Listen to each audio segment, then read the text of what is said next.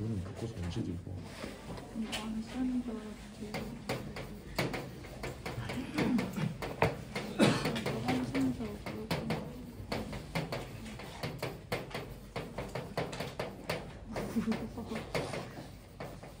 또 상처받아.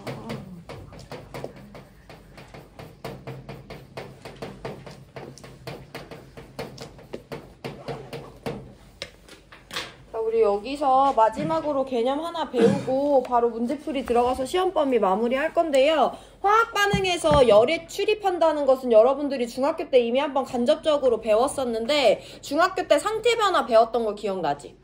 고체가 액체가 되고 액체가 기체가 될 수 있어. 그때 누가 들어가줘야 돼?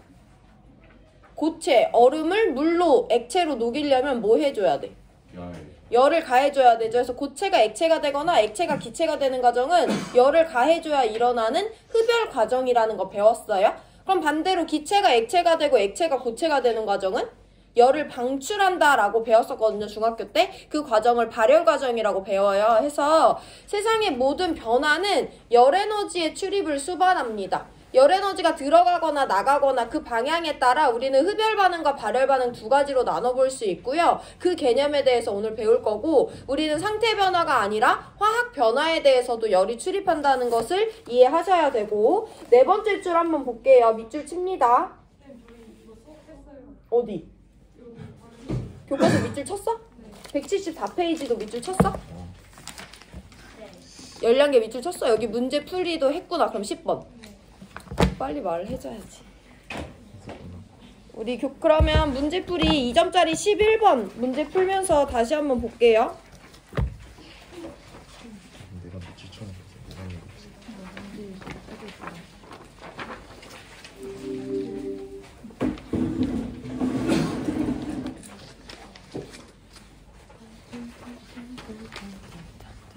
를 세웠는데 염산과 수산화나트륨의 반응은 발열 반응이다 라고 가설을 세웠어. 이 가설을 검증하기 위한 탐구 과정이 있을 거고 결론을 내렸을 건데 얘는 결론을 뭐라고 내렸냐면 가설이 옳다라고 내렸대요. 그럼 여기 탐구 과정에서 얘네들이 발열 과정이라는 걸 확인할 수 있다는 거잖아. 우리 지난 시간에 발열 반응을 두 가지 방법으로 정의했고요. 한 가지 현상에 대해서 설명할 수 있어야 되는데 발열 반응은 화학 반응이 일어날 때 주위로 열을 방출하는 반응이야. 그럼 얘가 이게 발열 반응이라는 걸 확인했다는 건 열이 방출되는 걸 봐야 되는데 열 에너지가 눈으로 확인이 돼? 안 돼? 안 되지. 두 번째, 발열 반응은 또 어떤 애들이냐면 반응물의 에너지 총합이 생성물의 에너지 총합보다 큰 애들이에요. 그래서 반응이 일어날 때 열을 버리는 애잖아. 근데 우리가 이 두 개도 눈으로 관찰할 수 있는 대상이 아니잖아. 그럼 얘는 눈으로 뭘 관찰할 수 있냐면 반응이 일어나면서 주위의 온도가 어떻게 변하는지 확인을 할 건데 발열 반응이라면 주위의 온도가 어떻게 돼야 돼? 높아지는 반응을 발열 반응의 대표적인 현상이잖아요. 해서 얘는 아마도 얘네들을 반응시켜서 주위의 온도가 높아지는 것을 관찰했을 것이고 그래서 발열 반응이 맞다라고 결론을 내렸을 거라는 거예요. 그래서 우리 열량계를 가지고 볼 거고 열량계는 내가 지난 시간에 교과서 밑줄만 쳐드렸지만 그 구성에 대해서 간단한 이해가 필요합니다. 교과서 174페이지에서 밑줄 쳤듯이 열량계는요. 단열 반응 용기와 온도계와 젖계 이 세 개로 구성이 됩니다.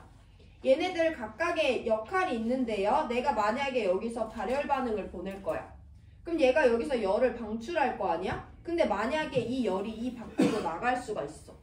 그럼 원래 이 안에서 일어나는 반응에 의해서 발생한 열은 온도를 25에서 29도씨까지 높일 수 있는데 만약에 얘가 열을 차단하지 못해서 이 반응에서 발생한 열이 밖으로 나갈 수 있다면 이만큼의 온도를 다 못 높이니까 우리가 정확히 열량을 못 구하겠죠.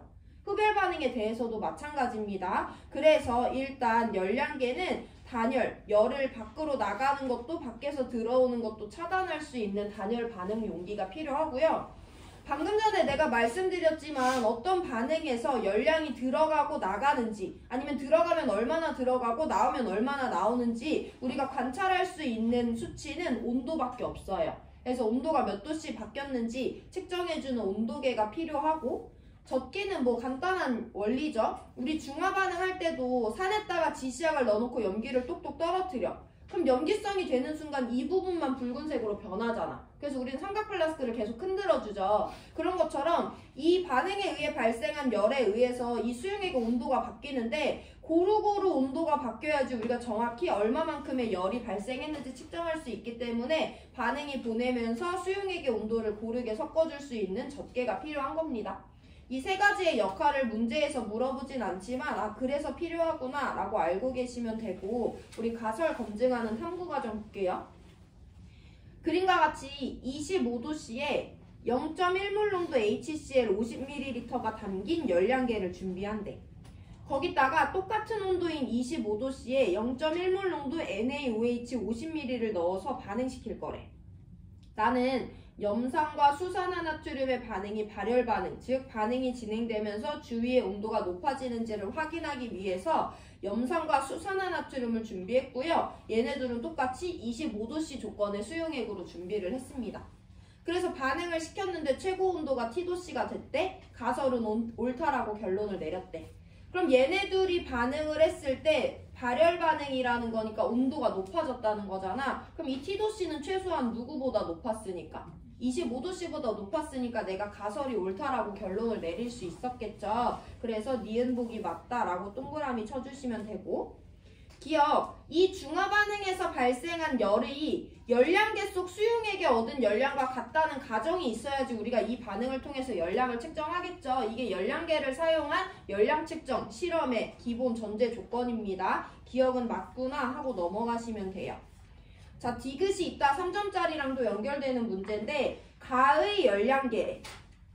가의 열량계는 아직 NaOH를 넣기 전이고요. 25도씨에 염산 수용액만 들어있는 열량계가 가의 열량계인데요. 여기다가 이번에는 25도씨에 0.05몰 농도 NaOH 수용액 50ml를 넣어서 반응시킬 거래. 그때 최고 온도를 비교하라는 거야. 걔를 T도씨랑 비교하라고 했으니까 지금 문제에서 의도하는 건 나 처음에 얘네들을 가지고 실험했어. 두 번째 얘네들을 가지고 실험할 거야. 그때 최고 온도가 T도씨랑 이 두 번째 실험에서 최고 온도를 비교하라는 거지. 얘네들을 한번 공통점과 차이점을 모두 짚어서 비교해 볼 건데요. 일단 첫 번째 실험은요. 25도씨에 0.1몰 농도 HCl 수용액 50ml랑 똑같은 25도씨에 0.1몰 농도 NaOH 50ml를 반응시킨 거야. 근데 두 번째는 가의 열량계에 0.1몰 농도 HCl 수용액 50ml를 받아놨는데요. 똑같은 25도씨 수용액인데 이번에는 0.05몰 농도 NaOH 50ml를 반응시켜요. 딴 거 다 똑같은데 내가 실험에 사용하는 염기의 농도만 다르다. 딴 게 다 똑같아요. 그럼 뭐가 똑같다는 거냐면 어쨌든 HCl과 NaOH의 반응이 발열 반응이라는 가설이 옳다라고 했으니까 얘네들도 얘와 얘의 반응이니까 발열 반응이고요. 두 번째 실험도 마찬가지로 얘와 얘의 반응이기 때문에 발열 반응이에요. 그럼 나 여기서 25도씨 수용액끼리 반응시켰지만 여기서도 온도가 높아지는 현상이 관찰될 거고 여기서도 온도가 높아지는 현상이 관찰돼요. 그 공통점은 변하지 않습니다. 근데 얼마나 온도가 달라지냐는 게 중요한데, 그러면 여기서 각각 물이 몇 몰이 생성되는지를 한번 계산을 해볼 거야. 물이 몇 몰이 생성되는지를 알기 위해선 각각 산과 염기가 포함하고 있는 H+와 OH-의 양을 구해줘야 되는 거죠. NMV 공식 오랜만에 씁니다. 얘가 갖고 있는 H+는요. 1가 산이고요. 몰농도 0.1몰 농도고 부피 0.05L예요. 계산하시면 0.005몰의 H+를 가지고 있다라는 거 알 수 있죠. 얘를 이렇게 생긴 염기랑 반응시킨 거야. 얘는요 1가 산 염기고요. 몰농도 0.1몰 농도고 부피 0.05L예요. 얘도 0.005몰의 OH-를 가지고 있습니다. 그럼 얘와 얘가 반응했어. 그럼 물이 몇 몰이 생성되겠어? 1대1대1의 몰수비니까 0.005몰의 물이 생성되고 얘가 생성되는 만큼에 비례해서 열량이 발생해서 온도가 높아졌겠지? 두 번째 실험과 비교해볼게요. 얘도 산은 똑같은 애를 썼기 때문에 얘가 갖고 있는 H+는 0.005몰이었어. 얘가 갖고 있는 OH- 계산해볼게요. 1가 염기야. 몰농도 이번엔 0.05몰 농도고요. 부피 0.05L예요. 이거 계산하면 0.0025몰의 OH- 를 포함하고 있습니다. 그럼 이만큼의 H+를 포함하는 산과 이만큼의 OH-를 포함하는 염기를 반응시키면 이번에도 물은 생성이 되는데 물이 몇 몰 생성되냐면 1대 1대1이니까 0.0025몰만 생겨. 어쨌든 산과 염기가 반응해서 물이 생성되니까 여기 온도도 높아져요. 산과 염기가 반응하면서 물이 생성되니까 여기 온도도 높아져요. 근데 물이 얼마나 생성되는지가 얼마만큼의 열량이 발생하는지랑 비례하는 값이잖아. 여기는 이거밖에 생성 안 됐고 여기는 이만큼이나 생성됐어. 그럼 발생하는 열량이 어디서 더 많이 발생하니까? 1번에서 더 발생하니까 온도도 어디서 더 많이 높아진다. 1번에서 더 많이 높아지겠죠. 그래서 우리는 2번 실험도 온도가 높아지는 실험이 맞기는 한데 1번 실험에 비해 온도가 그렇게 많이 높아질 수는 없다. 그래서 얘의 최고 온도는 25도씨보다는 높지만 T도씨보다는 낮다라고 종합적으로 결론 내리실 수 있어야 되고 정답 5번 골라주시면 됩니다. 자, 시간 1분만 드릴 건데 질문 있으면 하시고 3점짜리 9번 문제 한번 읽어보세요.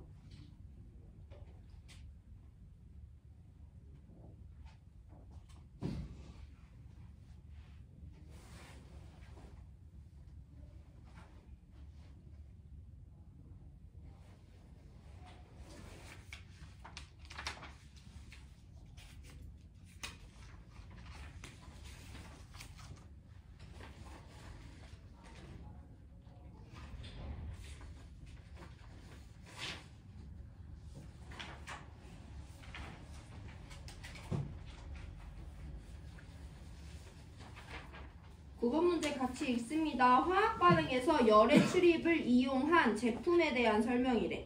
화학 반응에서 열이 출입하면 주위의 온도가 달라져요. 해서 우리가 온도를 낮추고 싶거나 온도를 높이고 싶을 때 이 원리를 이용한 제품을 사용합니다.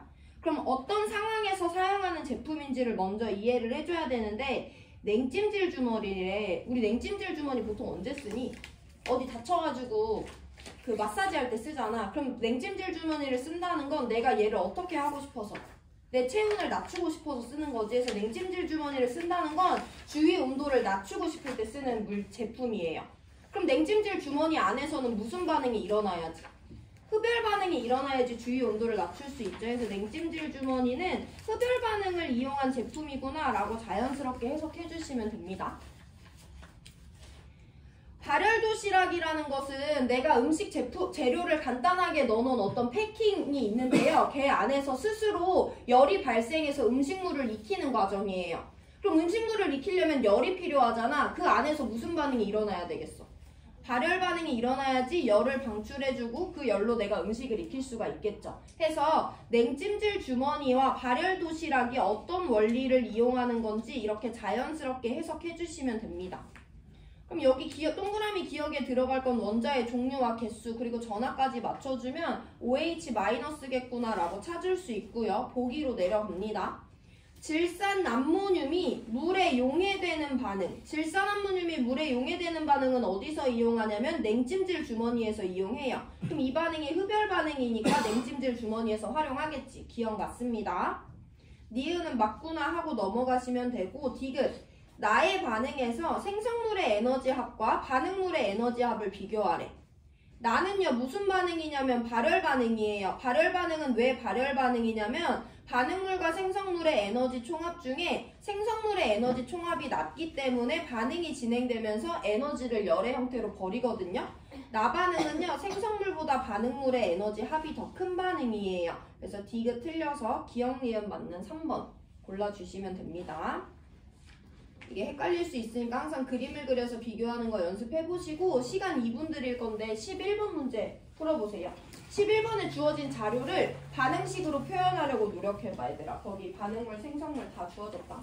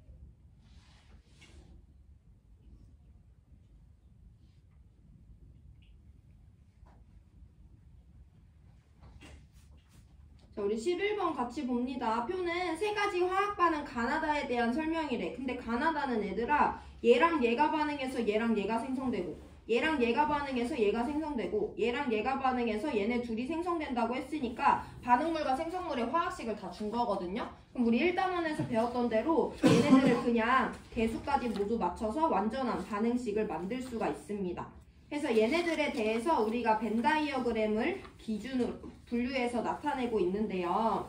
1번 기준을 먼저 봅니다. 발열인지 흡열인지를 골라서 가나와 가다를 구별을 짓고 있어요. 그래서 우리가 일단은 이 가나다가 흡열인지 발열인지를 구별해보고 1번 기준에 발열이 적절한지 흡열이 적절한지 한번 확인을 해볼 건데 가반응은 메테인이랑 산소가 반응해. 이거 메테인의 무슨 반응이라고 정리할 수 있어? 어떤 물질한테 O2를 반응시킨대. 그거 다 내가 묶어서 무슨 반응이라 부른다고 했어? 연소 반응이죠. 탄소랑 탄소를 반응시키든 수소랑 산소를 반응시키든 C3H8랑 산소를 반응시키든 이 반응은 연소 반응이에요. 지난 시간에 말씀드렸지만 여러분들도 알고 있지. 연소 반응은 불이 나는 반응이잖아. 당연히 에너지를 방출하는 발열 반응이죠. 그래서 가반응은 발열 반응이다 라고 정리할 수 있어요. 두 번째, H 플러스와 OH 마이너스가 만나서 물을 생성하는 반응 우리 무슨 반응이라고 불러? 중화 반응이라고 부르지. 중화 반응은 대표적인 무슨 반응이다? 발열 반응이죠. 중화 반응이 진행되면 수용액의 온도가 높아지니까 나반응도 발열 반응이라는 걸 알 수 있어요. 자, 다반응은 우리가 이 반응이 뭔지 몰라. 이산화탄소랑 물이 만나서 포도당이랑 산소가 만들어지는 반응은 우리가 외우지 못하는 경우도 많지만 광합성이에요. 근데 얘가 광합성이라는 걸 아는 게 중요한 건 아니야. 우리는 얘가 흡열인지 발열인지 알아야 되는데 이것만 보고 우리가 얘가 흡열인지 발열인지 외우고 있을 수는 없는 거잖아. 근데 어떻게 얘를 접근해주면 되냐면 이 정반응 말고 역반응의 입장에서 한번 봐보세요. 역반응은 누구랑 누가 반응하는 거야? 포도당이랑 산소가 반응하는 거지. 그럼 역반응은 포도당의 무슨 반응인 거야? 연소 반응인 거야. 그렇게 접근해 주시면 됩니다. 화학 반응에서 열의 출입은. 그럼 내가 지금 하고 싶은 말이 뭐냐면 얘의 역반응, 즉 포도당이랑 산소가 만나서 CO2랑 이산화탄소가 물이 생성되는 반응이 연소 반응이니까 발열 반응인 거야. 그럼 얘는 발열 반응이라는 것은 포도당과 산소의 에너지 합과 이산화탄소와 물의 에너지 합 중에 포도당이랑 산소가 더 커서 에너지를 버리는 발열 반응이라는 거죠.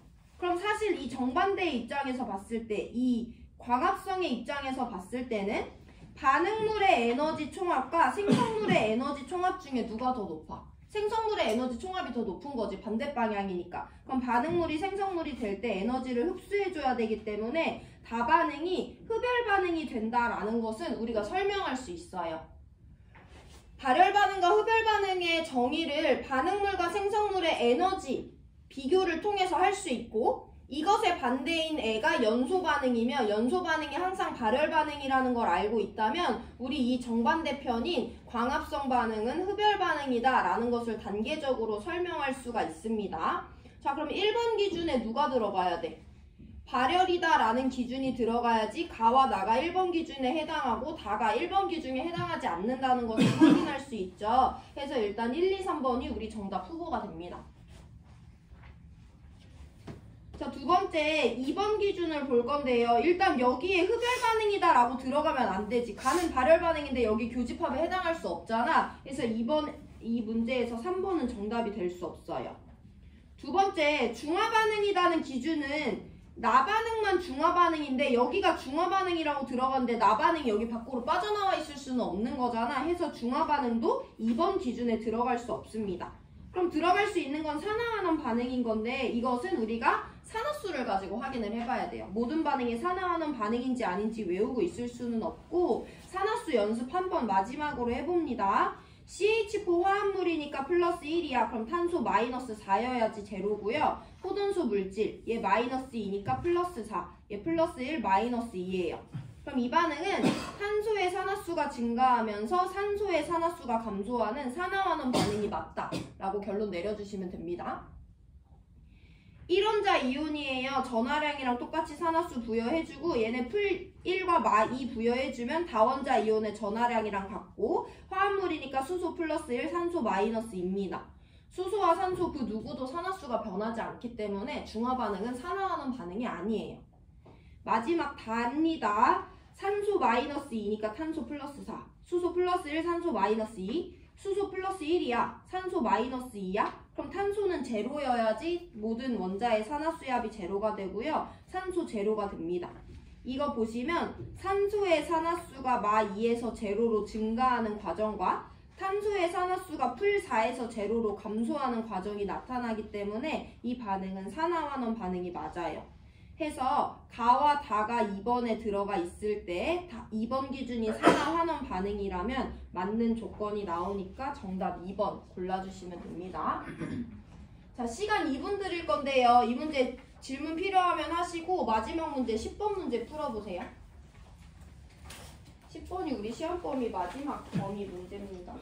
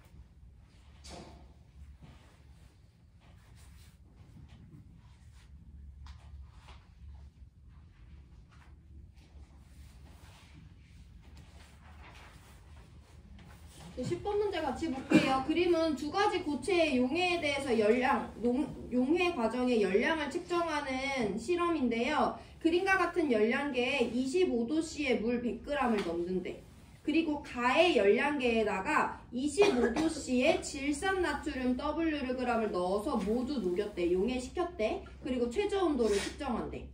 그러면 지금 첫 번째 실험은 물과 질산나트륨이 반응하는 과정이고요. 그때 온도 변화를 측정했습니다.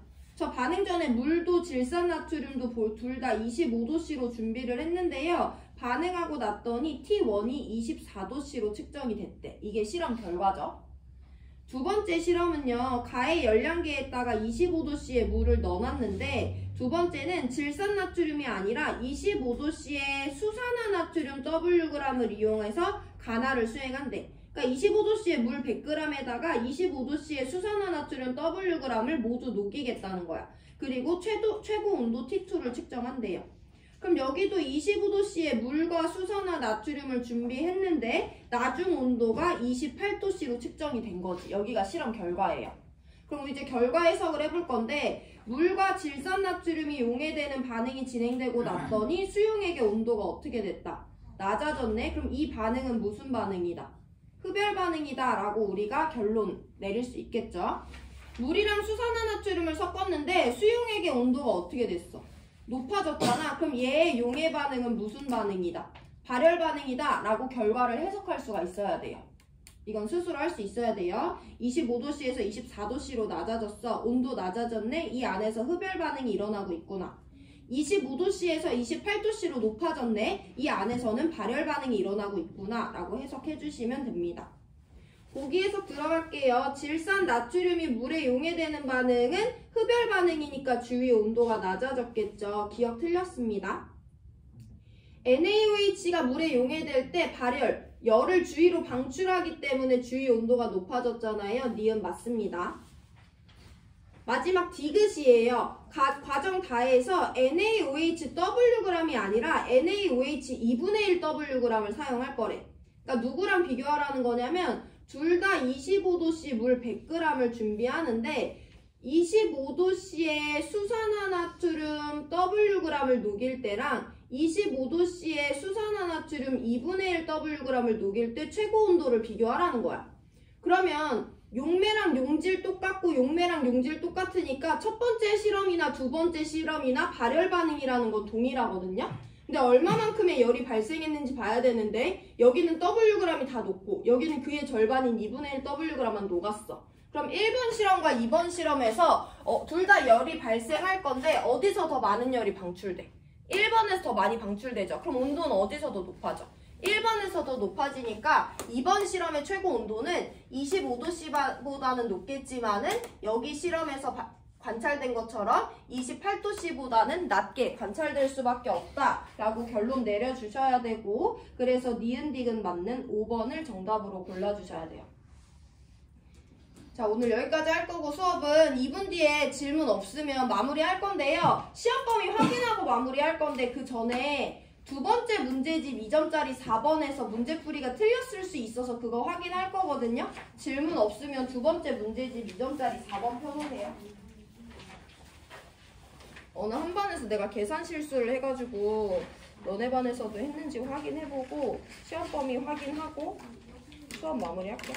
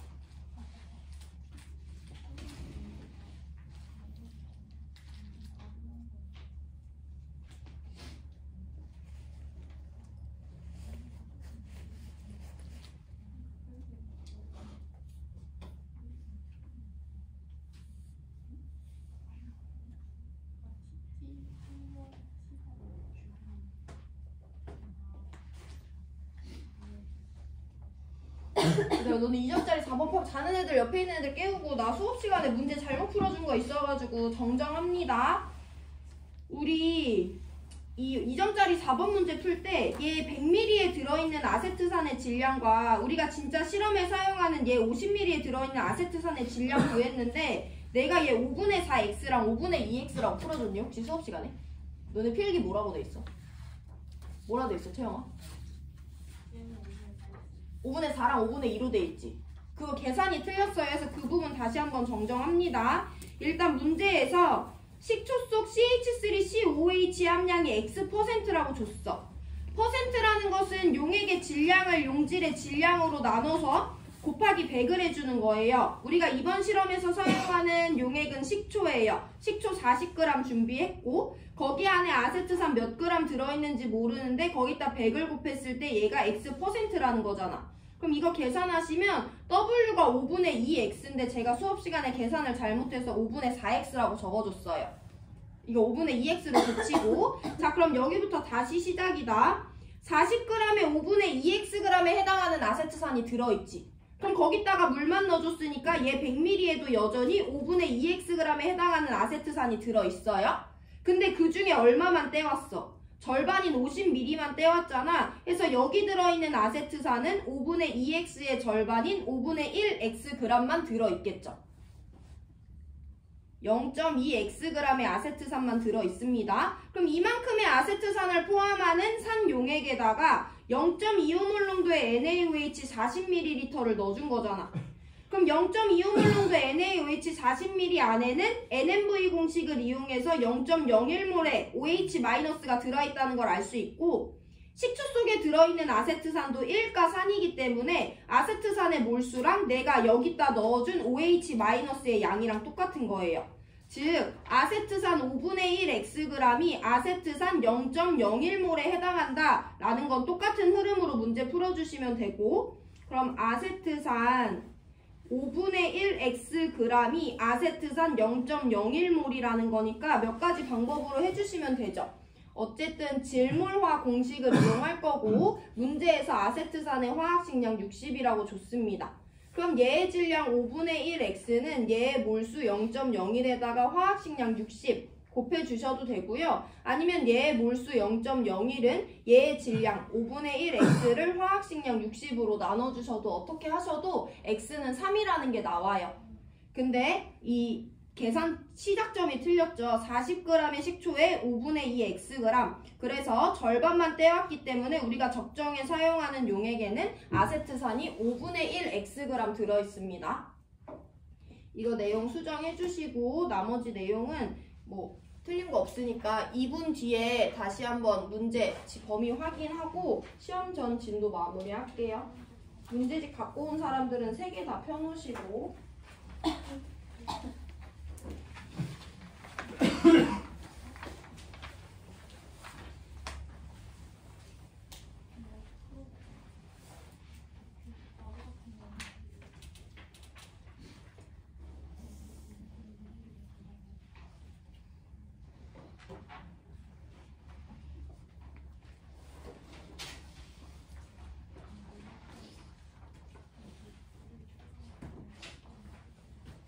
첫 번째 문제집 펴봐라. 첫 번째 문제집은 우리 시험 범위가 일부 빠져있죠. 2점짜리는 1, 2번이 우리 시험 범위가 아니고요. 3점짜리는 1, 2, 3, 4번이 우리 시험 범위가 아니에요. 그래서 우리 이번 시험 범위에 어디 풀려 있어야 되냐면 2점짜리 3번부터 8번까지 다 풀려 있어야 됩니다. 첫 번째 풀려 있니? 3번부터 8번까지. 3점짜리는 5번부터 10번까지 다 풀려 있어야 돼요. 풀려 있고 두 번째 문제집으로 넘어갑니다. 여기부터는 이제 전체 다 시험 범위인데요. 2점짜리는 9번 빼고 1번부터 12번까지 다 풀려 있어야 돼. 안 풀려 있는 문제 있어? 1번, 2번 옛날에 문제집 안 나눠주고 풀긴 했는데 기억나나? 그때 풀어준 거 맞지? 1번, 2번 이따가 다시 한번 잠깐 보고요. 9번은 안 풀려 있고 나머지는 다 풀려 있는 거야. 그러면 3번부터 12번은 3점짜리는 5개만 풀었어요. 1, 2, 4, 6, 8 5개 풀려 있어야 됩니다. 맞죠? 세 번째 문제집으로 넘어가요. 세 번째 문제집은 일단 2점짜리는 1번부터 12번까지 다 풀려 있어야 되고요. 다 풀려 있어? 3점짜리는 12번 빼고 1번부터 11번까지 다 풀려 있어야 돼요. 맞죠? 자, 그럼 우리 세 번째 문제집 풀어드리긴 했을 건데 2점짜리 두 번째 문제집 2점짜리 1, 2번 문제 간단하게 보고 마무리할게요.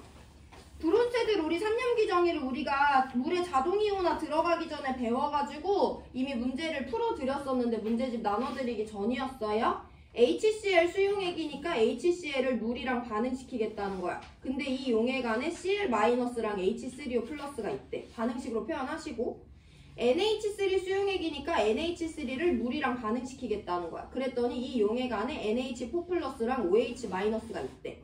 그럼 얘네들이 반응했을 때 여기서 여길로 H 플러스가 이동하고 있다는 거네요. HCl은 물에 녹아서 H 플러스 내놓고 있으니까 아레니우스 3 받고 HCl은 옆에 있는 애한테 H 플러스 주고 있으니까 브론세드 로리 3 받고 NH3는 옆에 있는 애로부터 H 플러스 받고 있으니까 브론세드 로리 염기 맞네요. 5번 정답 골라주시면 되고